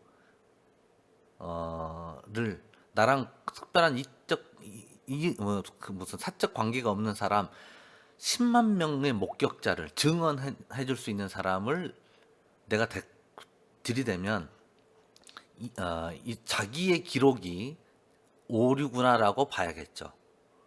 이 사람의 의심이 내가 잘못했구나. 물증도 없잖아. 그냥 괜히 하는 거지. 그럼 설령 이 사람이 어떤 기록을 갖고 있다 해도 이 사람 기록이 오류구나. 자, 그럴듯하지 않아요? 이 사람들 10만 명은 나랑 무관한 사람들이에요. 무관한 사람들인데 자, 뒤에 가서 조금 더 설명을 하기로 하죠. 자, 그래서 목격자를 찾는다. 자, 여기서 그럼 다시 얘기해 볼까? 블록체인이 어떻게 아까 돈 예를 들어서 이 돈은 성필이 거다. 이 기록이 맞다를 어떻게 증명해 줄까의 기본 개념이 여기 있습니다. 자, 어떻게 연결이 되는지 뒤로 가보자고요. 소유권 관련돼서 소유자가 누구인가, 그 사람이 어떤 물건을 소유하는가, 그래서 소유자와 물건이 매핑시켜야지. 소유자, 물건 뭐. 그래서 이제 소유권을 입증하는 거죠. 자, 뭔가를 소유하고 있대. 그 사람이 누군데? 소유자를 이제 식별해야지. 소유자가 누구다. 그다음에 그 소유자가 주장하는 물건이 뭐다. 그러면 그 물건과 소유자가 매칭이 딱 돼 있어야 이 물건에 대한 소유자는 누구다. 자, 이런 거를 우리가 보통 서류로, 뭐 제가 원장이라는 표현을 썼는데 서류로 관리를 하죠. 자, 여러분 집 물론 이제 전세 사시는 분도 있고 저기 뭐 구매해서 부모님이 사시는 분도 있고 그럴 텐데, 자, 전세든 자가든 거기에 대한 권리를 어딘가에 기록 보관하죠. 그죠? 자, 그래서 이런 원장 관리를 이제 해야 되는 거지. 자, 이건 그냥 읽어보면 좋을 것 같고요. 식별이 뭐고 인증이 뭐고 승인이 뭔지. 한 줄 정리부터 읽어볼까요? 식별은 누구라고 주장하는 것이다. 아이디라고 돼 있네, 아이디. 우리 어디에 로그인 할 때 아이디 쓰죠. 그래서 나 누구다라고. 그 누가 나다. 내가 지금 로그인하는 그쪽 서비스, 그쪽의 어떤 유형 무형의 상품을 내가 쓰려고 하는데 나는 누구다. 아이디가 필요하죠. 그러면 인증이 필요해. 당신과 당신이라고 주장하는 누군가가 일치하는지 증명. 그러니까 뭐냐면 내가 성필이다라고, 그쪽에 이제 성필이는 이 서비스를 쓸 수 있다라고 기록이 있을 거 아니야.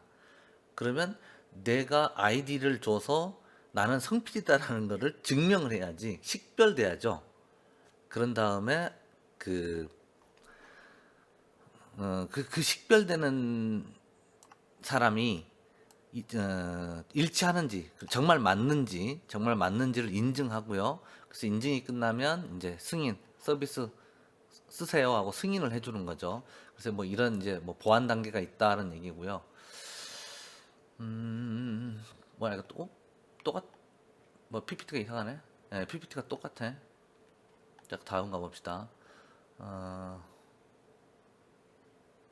자, 그러면 원장은 이제 서류는 소유권을 증명하기도 하고, 그 다음에 소유권이 이전됐음이 기록되기도 한다. 원장에는 읽어서 소유권을 증명하고, 원장 내용 서류를 읽어서 소유권이 누구한테 있는지를 파악하는 거고요. 소유권이 이전이 발생하면 원장에다가 새롭게 써 넣어야지 누구로 소유권이 넘어갔다. 그래서 이 소유권 관리를 블록체인이 해주게 됩니다. 블록체인 기술이 아까 뭐 보안 얘기를 막 했는데, 보안은 뭘 지키는 거야? 어떤 사실을 지킨다고 볼 수 있죠. 자, 아까 돈 소유권, 그 소유권 제가 후배 얘기 들었을 때 그 소유권을 블록체인 기술을 적용해서 이 돈이 누구한테 있는지, 자, 25,000원이 후배한테 갔어. 그 25,000원 소유권 누구한테 있어요? 저한테 있는 거죠. 제 말이 맞다면 저한테 있는 거죠. 제 주장이 맞다 그러면. 그러면 그런 것들을 명확하게 결함 없이 얘가 관리를 해 주는데, 자, 원장이 서류가 파괴됐어. 아까 예를 한번 들었죠. 악의적이든 실수든 서류가 파괴되면 어떡하지? 그다음에 그 서류 갱신 담당자가 실수를 했어. 돈을 갚았다면 또 그런 것들을 다 잘 관리를 해야 될 텐데, 그런 관리를 블록체인한테 일임할 거예요. 소유권 관리를. 그런 기술 또는 시스템한테. 그런데 이렇게 서류가 파손되거나 실수로 잘못 기록되는 거를 막아야죠, 블록체인이. 소유권 관리자로 블록체인 너가 관리해라고 임명을 해줬어. 그러면 이 블록체인 시스템은 이러한 오류를 막아야죠. 그러한 오류를 막는 녀석이 너잖아. 블록체인이잖아. 자, 그래서요. 블록체인하고 또 떠났는데, 조작될 위험이 있는 원장을 하나만 관리하는 게 아니라 순수 분산 P2P 시스템을 이용해서 다수의 노드가 동의하는 진실을 이용해 소유권을 확인. 자, 요게 이제 말은 한국말인데 뭔 말인가 잘 안 와. 여기 이제 두 번째 제가 주장하는 바가 있어요. 자, 어디 빈 페이지 여기다가 쓸까? 여기다가 어떻게 하냐면요. 제가 얘한테 돈을 빌려줄 때 기록은 저한테 문서를 하나 써서 갖고 있고요. 얘도 문서를 써서 갖고 있습니다. 그런데 이 문서가 잘못될 수도 있고요. 그게 의도든 의도하지 않든 이 문서가 잘못될 수도 있었죠. 아까는 기억이 서로 잘못됐잖아. 누구 기억인지 모르지만 분명히 한 사람의 기억은 잘못됐어요. 그래서 뭔가 억울한 상황이 생겼다 그럴까? 아니, 얘 입장에서는 기록이 내 입장에서는 얘 주장대로라면 내 기록이 잘못됐다 그러는데 나는 내 기록이 맞거든. 그래서 분쟁이 생기죠. 그러면 어떻게 할 거냐? 블록체인도 이런 걸 좀 해결했으면 좋겠는데 하고 만들어낸 알고리즘이 뭐냐면, 이 서류를요, 나하고 상대방만 갖고 있는 게 아니고요, 얘한테도 줘놔. 야, 내가 얘한테 돈 2만 5천 원 꿔줬거든? 얘한테도 주고요. 또 얘한테도 주고요. 자, 일종의 보증이네, 보증. 근데 나랑 특별한 관계는 없어요. 이 시스템에 합류된 수많은 컴퓨터들한테 다 카피해놔. 그게 10,000명이야, 10,000명. 10,000명 적어? 10만 명. 자, 동그라미. 10만 개의 문서를 만들어서, 문서 사이즈가 크다고? 아이, 봐봐. 내가 여기서 2만 5천 원을 얘한테 빌려줘 하는데 파일 사이즈 얼마나 될 것 같아? 그거 기록해 놓는데. 별로 많지는 않겠죠? 자, 그래서 이거를 전부 다한테 카피를 해놔. 그러면 혹시 얘가 돈 줄 생각이 없어서, 돈 줄 생각이 없어서 문서를 위조하고 얘를 매수를 하고 얘를 매수를 하고 얘를 매수를 했어. 하나, 둘, 셋, 세 명 매수하고 지까지 네 명이야. 그런데 여기 보면 얼마야? 약 10만 명이 공통된 기록, 공통으로 동의하는 진실이 뭐냐? 얘가 얘한테 돈 빌려준 게 맞아. 그러면 얘네들이 틀렸다는 거죠. 의도적으로 고쳤든 아니면 어, 뭔가 기록 오류가 있든. 그래서 기록 오류가 발생했을 때 그 기록 오류가 네트워크의 무슨 문제, 컴퓨터 시스템의 문제, 우리가 아무리 완벽하게 만들려고 해도 뭔가 미스가 날 수 있잖아요. 그 미스에 의한 어떤 미스에 의한 잘못된 기록을 수많은 목격자들을 만듦으로 인해서 믿을 수 있는 데이터를 만드는 거지. 자, 문서 10만 명이 가지고 있는 문서가 맞겠어요? 딸랑 4명이 갖고 있는 동일한 건에 대해서 4명이 갖고 있는 문서가 맞겠어요? 10만 명이 맞겠지. 10만 명 적어? 더 늘릴까? 한 500만 명으로? 예. 자, 그래서 이 블록체인이 하는 역할은 무결성, 확보해 주려고 한다. 분산 시스템에서 무결성을 확보해 주려고 한다. 신뢰성을 주려고 한다.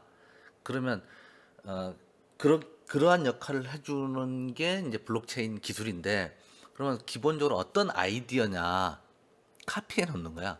문서를 기록을 거래 기록 어떤 문서들을 원장을 소유권에 대한 원장을 이해관계가 없는 그냥 참여한 이 네트워크에 참여한 모든 시스템에 다 똑같이 갖고 있는 거야. 그래서 만약에 누군가가 이 문서를 위조하려면 500만 건의 문서를 위조해야 돼. 이게 기술적으로 불가능하다는 거지.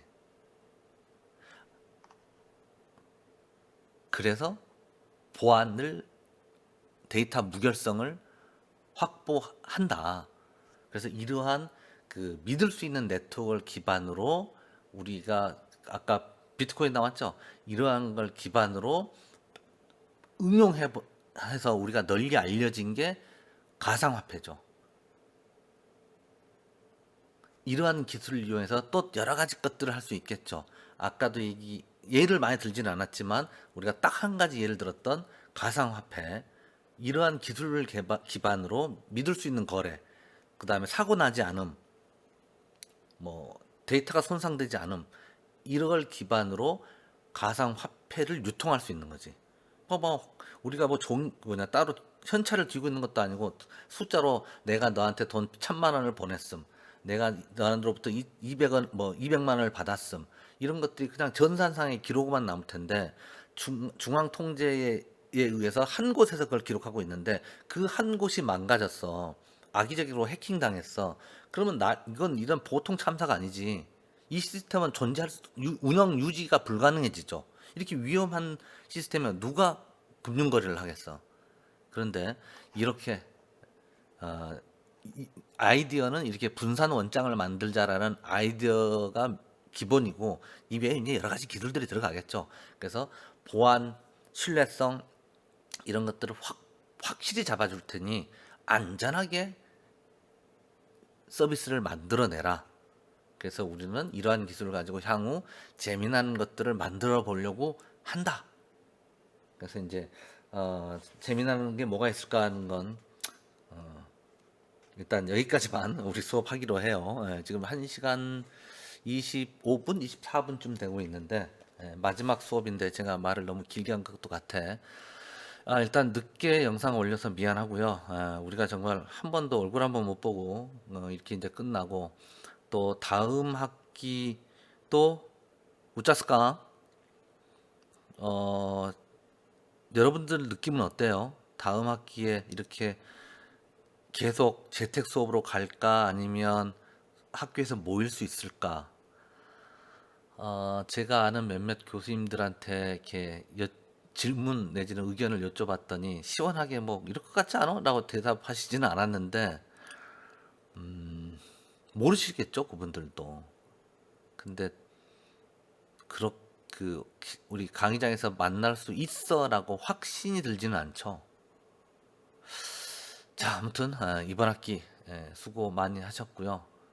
이게 실질적으로 수업에서 만나서 했으면 더 좋았을 텐데 하는 아쉬움이 있습니다.